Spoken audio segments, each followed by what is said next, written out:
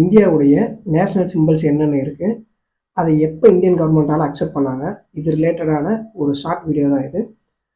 National symbols first 1947 July 22 national ஃப்ளாகான மூவர்ண கொடியை அக்செப்ட் பண்ணுறாங்க. இந்த மூவர்ண கொடியை இங்கிலீஷில் எப்படி சொல்லுவாங்கன்னா ட்ரையாங்கா அப்படின்னு சொல்லுவாங்க.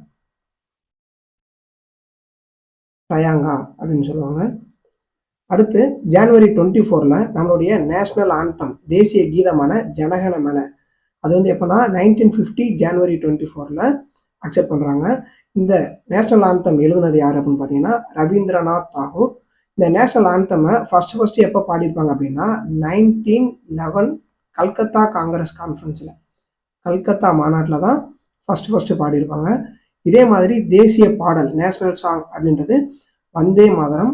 இதை எழுதினவர் யார் அப்படின்னு பார்த்தீங்கன்னா பங்கிம் சந்திர சாட்டர்ஜி. இதை ஃபஸ்ட்டு எப்போ பாடியிருப்பாங்க அப்படின்னா 1896 கல்கத்தா காங்கிரஸ் கான்ஃபரன்ஸில், 1896 கல்கத்தா காங்கிரஸ் மாநாட்டில் தான் ஃபஸ்ட்டு பாடியிருப்பாங்க.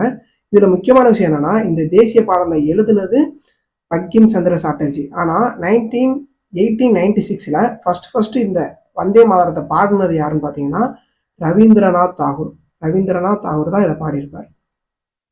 அடுத்து தேசிய சின்னம் ஜனவரி 26 1950 ஜனவரி 26 நம்மளுடைய நேஷனல் எம்பலம் எனப்படும் நான்முக சிங்கம் அசோக தூண்லேருந்து எடுத்திருப்பாங்க.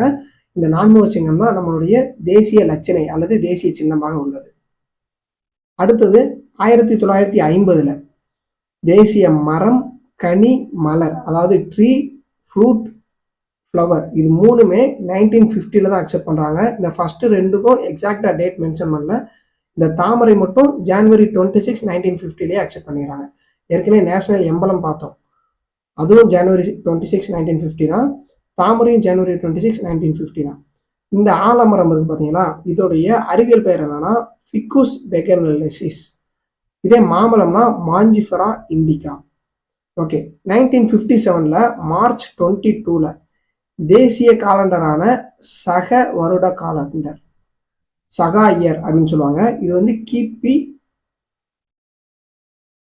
78 தான் ஸ்டார்ட் ஆகும். இது யாருடைய பீரியட்ல ஸ்டார்ட் ஆகும்னா கனிஷ்கர் அப்படின்ற ஒரு மன்னர் இருப்பார், அவருடைய காலம் தான் சக வருட காலம் தொடங்கும். இந்த சக வருட காலண்டர்ல முதல் மாதம் என்ன அப்படின்னா சைத்திரம், இறுதி மாதம் பால்குன் அப்படின்னு சொல்லுவாங்க. அடுத்து நம்மளுடைய தேசிய பறவை என்ன